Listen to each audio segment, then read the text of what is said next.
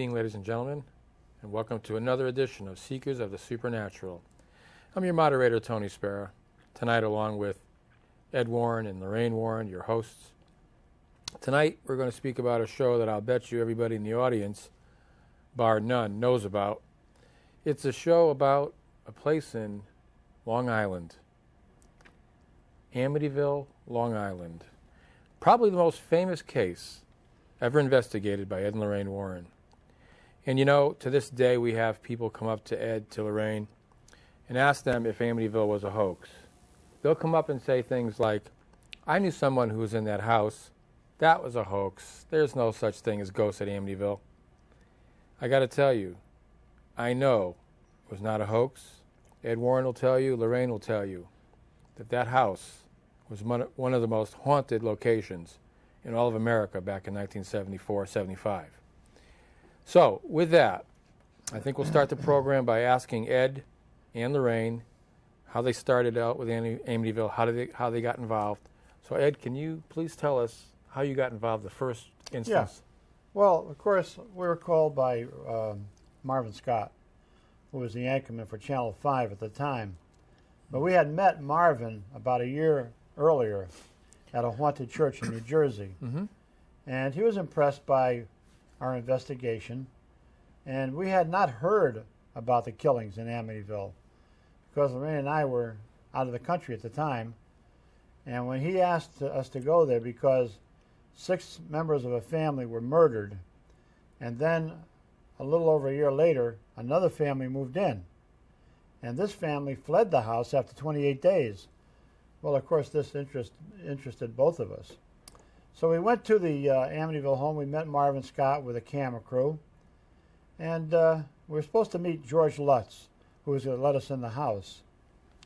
But George wasn't there. And he made a phone call. And George Lutz said, the closest I'll come to that house is 4 blocks away. I'll give you the keys at a pizza parlor nearby. Well, we went there. We met George. He gave us the keys, and I'll never forget it. He was sitting as close to me as you are, and I said, remember now, this is the first time I've ever seen the guy. Mr. Lutz, what happened to you in that house? Because I really didn't know what happened. And he just looked at me, and he said, you know, just like that. I said, no, I don't know. And I said, what happened to you in the house that you were so frightened that your family and yourself fled out of there? Mm-hmm. You know. That's all now I was getting a little saying. sick of this. I said, I don't know. I'm not a clairvoyant. I'm not a medium. I'm an investigator. And I thought to myself, this guy doesn't even want to talk about it. Is he that scared of it? Well, I found out that he was afraid to talk about it. Mm-hmm. He didn't want to give a recognition. Right. Well, we took the keys. We went to the house. Now, as I just said, I'm not a clairvoyant. I'm not a sensitive. But when I opened up that door and walked in that house, it reeked of death. Not just because of the 6 people who were murdered, the DeFeos, mother, father, 2 sisters, and 2 brothers. And this all occurred on November 13th, 1974, at 3:15 in the morning. Every member of the family was found shot to death, all lying on their stomach, Tony. Now, we'll get into that during the program, but that in itself was unnatural. The police had felt they were drugged. They were not drugged, and they found that out during the autopsy. Mm-hmm. We walked into that house, and it's my custom, Tony, to go down into the cellar, the lowest part of the house. These are usually the darkest areas. This is where evil thrives. This is where it survives. It hates God's light. It hates the sunlight. It hates any kind of light. So while Lorraine was walking up the stairs with the camera crew, I went down into the cellar. It was a huge place. We'll show pictures of it later. And as is my custom as a religious demonologist, I took out a crucifix, I held it up, and I commanded in the name of Jesus Christ and the blood of Christ what was there to reveal itself. It wasted no time. I never had such a quick reaction, Tony. I felt as though I was underneath a waterfall. That's how terrific the pressure was on my head and shoulders, forcing me down to the floor. Then I felt what I can only describe as hundreds of pinpoints of electricity hitting my body. And as though somebody had taken a hot towel and dropped it over my face, I couldn't breathe. I knew what was happening immediately. I felt it before, but not to that extent. Mm-hmm. I immediately went into what we call religious resistance, which means that I again commanded in the name of Jesus Christ, the blood of Christ, what was there, to leave and go back to where it came from.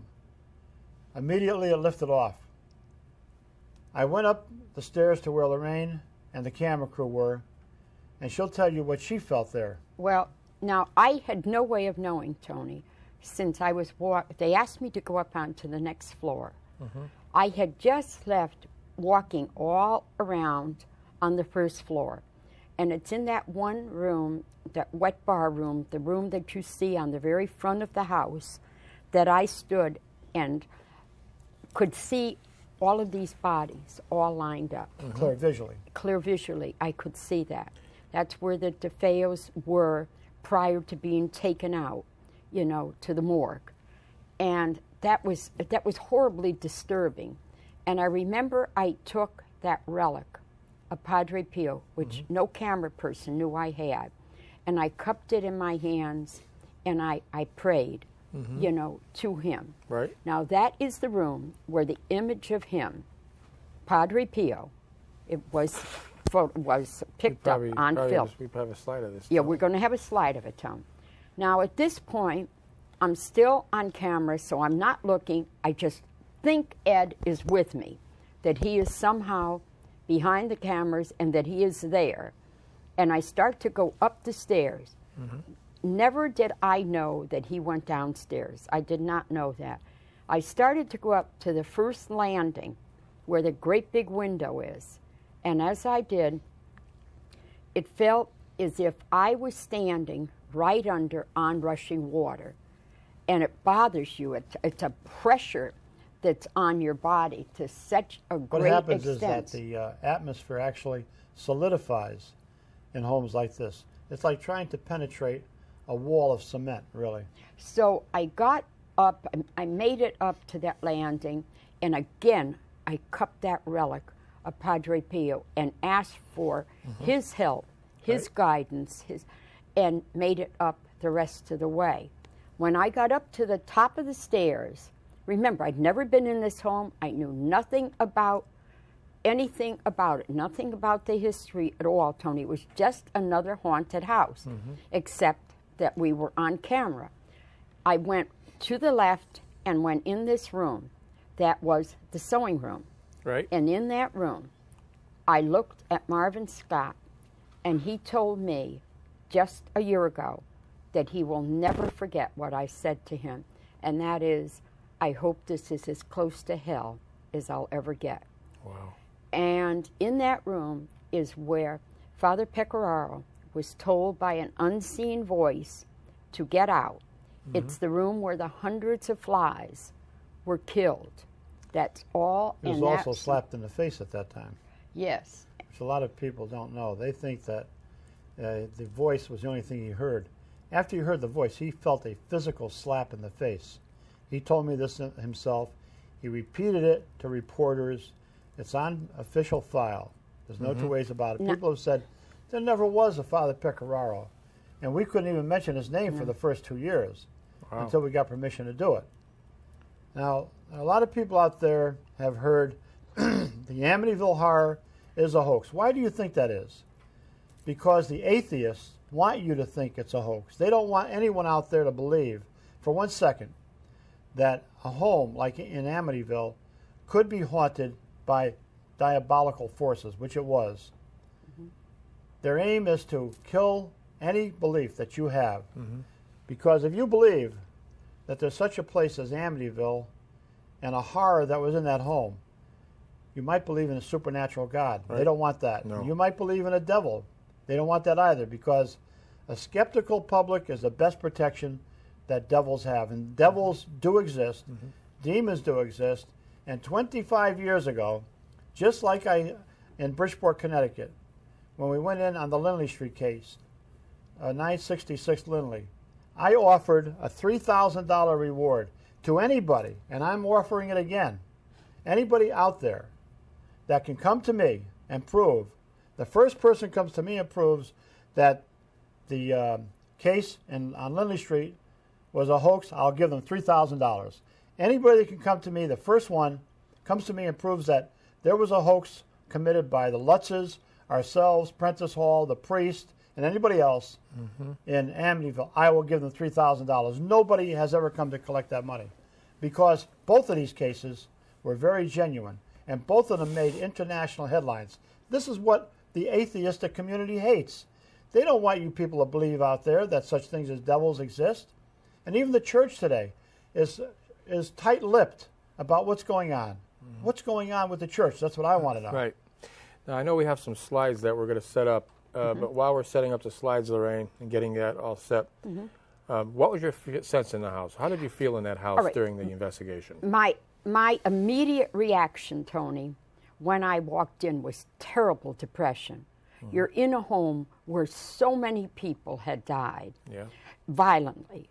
Then a young family had moved in, and they fled, leaving everything. You look all over, Tony, and it's like you're in somebody's home that they just walked out of or going to the store and they're coming back.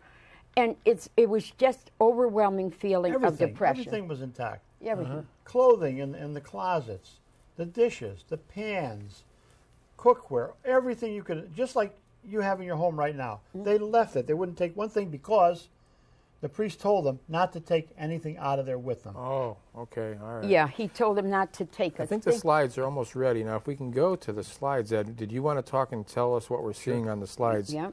I think we're going to go to the first one now. As soon as we get to camera one, I think it's just going to be a slide of the... Okay, that of course is a sign of Amityville.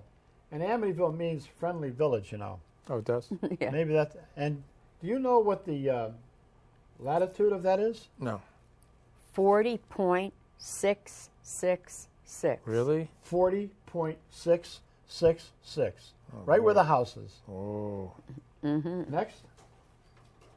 Okay, that's the house as it looked at the time of our investigation, of course. Now it's been changed around. Oh, yes. I guess the people, the guy that owns it doesn't want to be bothered, and I don't blame him, because there are vandals who create a lot of nuisance. But you see, where that car is parked, People magazine reporters also parked their car there. The Cromartie family, who bought the house after the Lutzes fled, from what I understand, there was a deal made with American International Pictures to sell that house for $250,000 to them so they could use it in a movie which was to be made. Well, of course, American International Pictures was not allowed to film there because of the town fathers or the neighbors, and they got stuck with a pig in a poke. And they claimed that it was a beautiful house. Nothing ever happened to that house. There was nothing but good feelings in there. How could you have good feelings in a house where 6 people were murdered and 5 people fled? How could you have good feelings? You couldn't. No. But they got into that car there, their car. It burst into flames. When they were walking around in the house, they could smell this foul odor. And they said to Mrs. Cromartie, "What's that stench that we smell?" "Oh, I dropped coffee on the rug about a week ago." You should never drink that kind of coffee, believe me. No. What's the next slide we have, Ed? George and Kathy Lutz. Now, not too many people have seen photographs of George and Kathy. You look at that guy. Does he look like the kind of a guy that would run away from nothing? Does he look like some kind of a wimp? No, he does not. And this man and his wife had spent all of their down payment that they got from Kathy's home that she sold and money he had from his business, put it into that house. 28 days later, they're going to flee that and leave everything behind with all their earthly belongings? No, this guy was an ex-Marine. He was a black belt in karate. He hung around with motorcycle gangs. Hey, this guy doesn't run easy, believe me. He doesn't scare easily. No way. He doesn't scare easy. There's George, happier days when they first moved in. They bought the house, on the Amityville River for $50,000. Pretty good price. Was that a lot of money back then, though? It had a pool. Yes. It was? No. It wasn't a lot. No, you mean this, to buy a house on the river? Oh, no, Tony. Probably should have been more. Who would buy a house? Who, except George said, When the dead are dead, that's it. They don't bother you. I mean, it was a lot of money, Tony, but it But not wasn't enough for absorbent. that house. Yeah, because no. it had everything. George was an atheist, you know. Yeah. Today he's a devout Catholic. Oh. He attends church daily, and his wife. There's Kathy. There's Kathy in Happier Days. She was a waitress at that time. Yeah. And this was to be their dream house. You know, Right. this is what they saved for. This is what they wanted. Right. They were newly married. The 3 children, of course, were Kathy's, but George treated them like his own children. Oh, he did. He was very good to the children. And Yeah. there's statues. Now, here's my argument right here, ladies and gentlemen. Look at those statues. You know where they came from? Nope. Montreal, Canada, from Yeah. St. Joseph's Shrine. Okay, I heard of that. Mr. DeFeo, who was murdered, the man that was murdered in that house with his family, went 6 months before he was murdered up to Montreal, Canada, brought back a priest who was an exorcist to exorcise that home. Now, if that house wasn't haunted, why did he go up and get an exorcist? Why did he bring him back before the Lutzes ever lived there? Because that house was haunted. Yep. And those statues were specially made for him to surround his house with. And people said, what's this with Mr. DeFeo? He's not a religious person. What's all the statues? He said he had a devil on his back. Ooh. Now, what he was talking about, of course, was his son. Yeah. His son, who he felt did probably come under oppression and possession at times, was into the black arts, was on drugs, and who eventually murdered every one of them. So that's what those statues are about. Okay, next. And here There you it have is. the Amityville River. Look at that property. Okay, look at the Tony. boathouse. There's the house in the background. $50,000, ladies and gentlemen. That'd be like $500,000. That's more right, Than that. more Oh, than yeah. that, on the Amityville yeah. River. But look at the boathouse. That's the where boathouse in the background. an Indian tribe had kept prisoners, dying prisoners, went mad, starving. And, you know, tragedies like this draw inhuman or diabolical spirits because they love to see human misery, human tragedy. And I believe that's where it all started. But George also had a brand new boat in there, brand new, with $500 worth of tools that he left behind. And his motorcycles. 2 motorcycles, custom made. Wow. A man like that doesn't leave all that behind. No, absolutely not. No.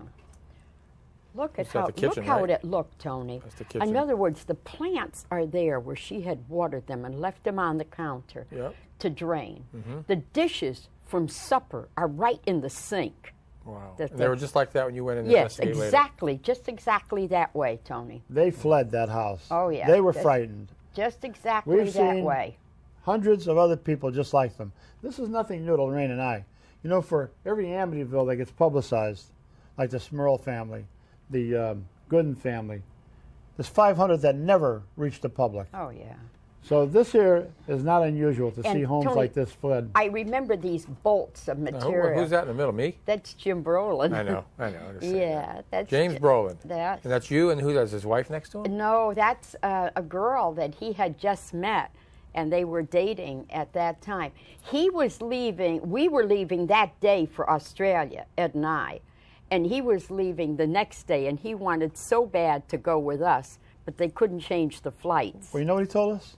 He would go over to the Amityville home, he'd park out in front, and he'd look at the house, and he thought, I'd like to go over and knock on the door and see if I can get in. But then again, he said, no, I'm not going in there. Really? He wouldn't go in because he was frightened. He was, yeah, he didn't want to subject himself to that. What a wonderful Nice person guy. he was. He's a nice guy. Oh. Nice person. Really I nice like him. guy. Very, very nice guy. Now, what's that? Now, that's the 2 camera guys? cameramen that came in. Both of these men knew combat assignments, Tony, both of them. They had such severe heart palpitations Most of the men did. in that house that they got down on their knees on the floor in the house. And it was just unbelievable. Do you know, Tony, that all of the men, men, not women, Yeah. all of the men going into that house have all died of heart-related problems. Except Ed. And Ed had a heart attack sometime after going in the house. Now these... Well, no, not all of the men, Lorraine. Yes, they did. Kaplan's still alive, isn't he? The one Kaplan No. died. What was his name? Marvin Not Scott. Kaplan. Marvin Scott's Scott, still yeah, alive. Marvin Scott is still alive, but the principal people involved in the But most of them are investigation, dead. yes, most Okay. of them are dead of a heart attack because it's the media that did that check for us. That's Marvin Scott right there, That's isn't it? Marvin In front? Scott right there. That's Dr. Brian Riley sitting next to me, a parapsychologist from England. That's his wife, Alberta, that you can see just behind Marvin. That's during the period of time of the communication in that house. That was a horribly dangerous home. Now, this is Dr. Carlos Osis, president of the American Society for Psychic Research. Dr. Alex Tanis, there talking to Ed and I. In the background are people from Duke University. These are the people that we brought in. We are the investigators of the Amityville horror. That handful of people, Tony. The media. That's it, huh? That's it. That's all. And people came out of the woodwork after reading a book, making all sorts of statements regarding the fact that was hoax, based on a book, based on a piece of literary property. They're saying that the case was a hoax, not based on an investigation. This is Marvin Scott again. That's Marvin again with Alberta. But look at the silverware in back of Marvin Scott. Look at that. Right. Them Look are at the all valuable heirlooms. china in the china closet there. And what kind of dishes are on the wall there? I Some kind of I very can't valuable- see I what they forget are, what but they were, but they it was a left everything. collector. They left everything they had. Yes, they were collector items. Now, the man who is on our right, and on the right on the Looking screen, over Lorraine's shoulder. looking over my shoulder, he was very badly affected in that house. And he was from Duke. Duke. And he collapsed, Tony, and had to be taken out. The man in the middle has died of a heart attack. Really? Yes. Oh, boy. Yes, he had died of a heart attack. Now, Missy's bedroom. this is Missy's bedroom. Are you aware that the children and George and Kathy slept in the very beds that the DeFeos were murdered I in? heard that, yeah. The only thing changed were the mattresses. That is the furniture of the little girls, and that's the room where Missy slept. But look Now- at the rocking chair. George and Kathy would hear a voice coming, and they'd peek in through that door over on the right. And they'd see that rocking chair going back and forth by With itself. nobody in it. Nobody in it. And the they'd little come in girl. and see what they described as red eyes looking in through the window over there. And the little girl would talk to that. Now, this man was one of the parapsychologists with the group, Jerry Solfin. He now has his doctorate in parapsychology, and as far as I know, is still at John F. Kennedy University. Okay. Shot? See where the sign is, where it had the sign there, The pole, yeah. Tony. The pole. The sign read "High Hopes." That's What? it? Yes, You how see sad. where the boathouse is down there? Yeah. One night, George, Kathy, and the three children were watching television. They looked out the window there, and they could see again the red eyes that they described as Jody the pig. He ran out, George. He looked, and it was snowing lightly. And he could see hoof prints, leading down to the boathouse. Mm-hmm. He went down there, and the door was damaged, as if somebody had smashed into it. Now, people said, well, there was no snow called for that night. The Weather Bureau didn't call for snow. The Weather Bureau is never wrong, are they? But did you ever see it snow on one side of the town and not on the other side? Sure, Yes, sure. positively. So they picked on little things like Little this. things, and they grabbed it. Yes. Again, these are shots. Oh, there's the master bedroom. Now, there's the bed where Mr. and Mrs. DeFeo were shot to death in. And to sit on that bed, Tony, was absolutely horrible. I sat was? on the edge of the bed in that room. Yes. There's the red room, the so-called red room, and that's where he kept a lot Who's of he? the But tools. the red room, Ronald DeFeo? Ronald the red room, DeFeo. as they call it, though, was It's nothing just more than a cubby hole. Under It the went in, it was stairs. about maybe 8 feet long by 4 foot wide. But this is where he kept a lot of the things that he used in black his magic. craft. Yes, that's where he kept them. That's myself talking with Dr. Carlos Osis and Alex Tanis, who Alex told Ed that afternoon that he came up against the most powerful evil force he ever felt. Well, Alex Tanis Well, look at he his looks like a face. devil to me. Yeah, yes. Alex looks like the devil is still in him. does. He looks like he's going to bite into Now, what's my this neck, shot of? doesn't The he? sewing room?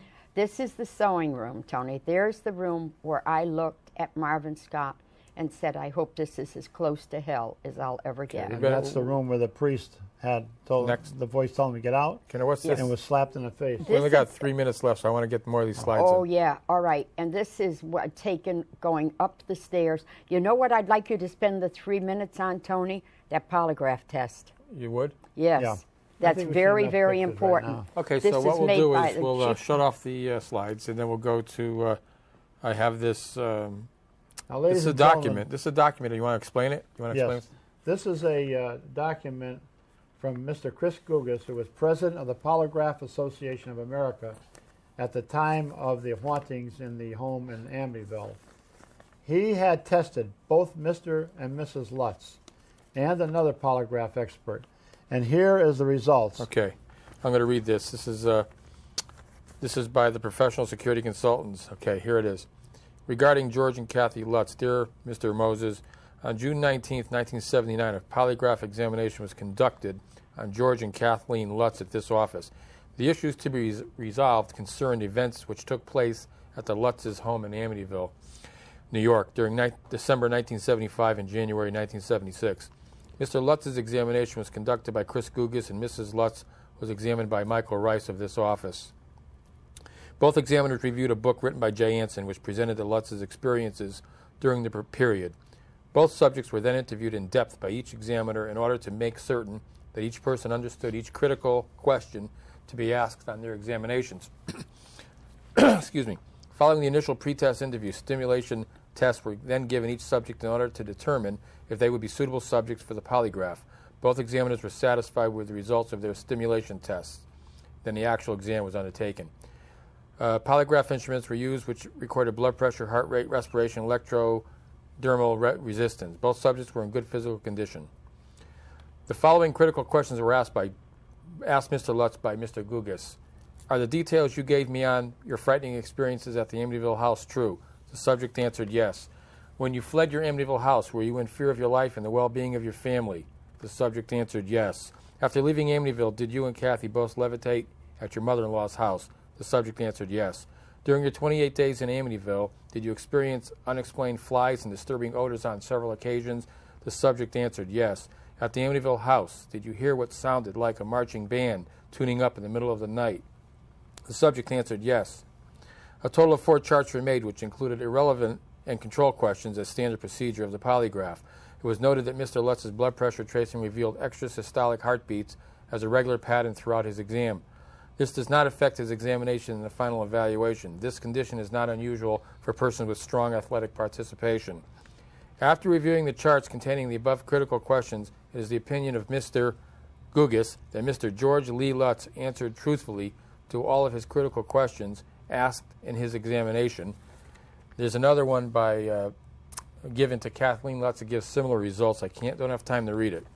After Mr. Rice evaluated Mrs. Lutz's charts, it was his opinion that she answered truthfully to all the critical questions listed above, and that no deception was indicated to any of those questions.